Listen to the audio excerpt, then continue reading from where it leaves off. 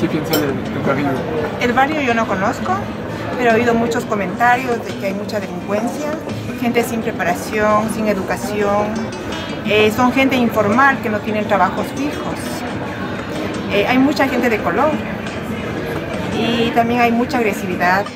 Primero es un barrio súper popular, muy popular. Hay mucha gente, hay gente de toda condición social, pero más de estrato social medio para abajo, donde encuentras mucha delincuencia, mucho robo. La fondation est située en Équateur, à Quito, dans un quartier très défavorisé. L'Équateur, c'est un petit pays d'Amérique latine. Dans un quartier très défavorisé qui s'appelle La Roldos. Le thème de la fondation, c'est d'aider une soixantaine d'enfants par le soutien scolaire, une aide alimentaire et de santé, et un appui psychologique. Donc le point le plus important de notre fondation, c'est l'éducation. Il faut savoir que dans le quartier, le niveau d'études est vraiment bas et qu'il y a pas mal de parents qui sont illettrés, donc qui n'ont pas la capacité d'aider leurs enfants à faire des études. Donc, en Équateur, les enfants ils vont à l'école soit le matin, soit l'après-midi. Donc quand ils vont à l'école le matin, ils viennent à l'après-midi dans notre centre. Et au contraire, s'ils ont école l'après-midi, ils viennent le matin dans notre centre. Que ya te digo, están en la escuela y colegio. Todos los chicos me traen los deberes, todos. Siempre tienen un diario en el que nosotros revisamos que tengan anotado todos sus deberes. Cuando no tienen deberes, un poco es actividades extras y otro poco es juegos afuera. Pour que les enfants puissent suivre une scolarité correcte, il faut également qu'ils soient dans de bonnes conditions physiques. Et c'est vrai que dans les quartiers dans lesquels on agit, on a beaucoup de cas de malnutrition, voire de sous-nutrition. Parce que tout simplement, les familles n'ont pas forcément les moyens d'offrir 3 repas par jour à leurs enfants. Et encore moins des repas équilibrés. Donc nous, avec la Fondation, on a des partenariats avec des cantines du coin, enfin des cantines du quartier. Et donc ça permet aux enfants d'avoir un almuerzo par jour, c'est-à-dire un déjeuner équilibré.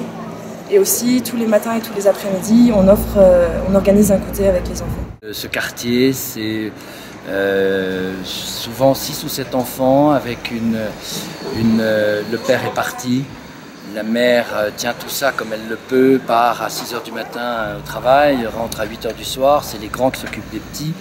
Les enfants sont le plus souvent voués à eux-mêmes et finissent dans la rue. Justement, tous les enfants qu'on accueille quasiment vivent dans des contextes familiaux difficiles, donc avec de la violence, une maltraitance, que ce soit émotionnelle ou physique, ou alors des parents absents, ou de toute façon une certaine insécurité. Ou bien des parcours de vie difficiles, enfin douloureux, donc des cas d'abus sexuels,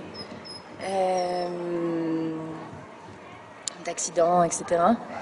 Et alors notre but, c'est justement de les aider à surmonter ça, pour qu'ils puissent s'investir sereinement dans leur scolarité.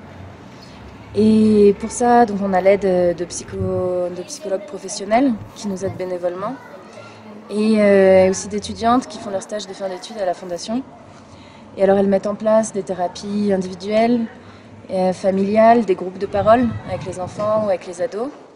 Et donc du point de vue de la santé physique, le fait d'être tous les jours avec les enfants, ça nous permet de repérer ceux qui pourraient avoir des problèmes de santé particuliers.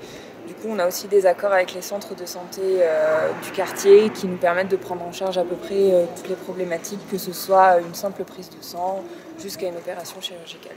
Donc Equasol fonctionne grâce à un système de parrainage. Tous nos parrains sont français et représentent environ 2/3 de nos ressources. On a quelques parrains qui nous aident depuis maintenant 10 ans. Donc ça nous permet vraiment d'avoir une certaine pérennité à ce niveau-là. Et donc cet argent est distribué comment ? Ça nous permet d'aider les enfants sur plusieurs points. Donc l'éducation par exemple, ça nous permet de payer nos professeurs équatoriens, d'aider au niveau des uniformes parce que ça coûte relativement cher et c'est obligatoire ici en Équateur, tout ce qui est matériel scolaire.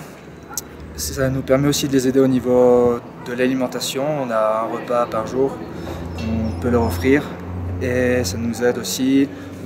On peut les aider justement au niveau de la santé après. Donc on prend en charge tout ce qui est achat de médicaments.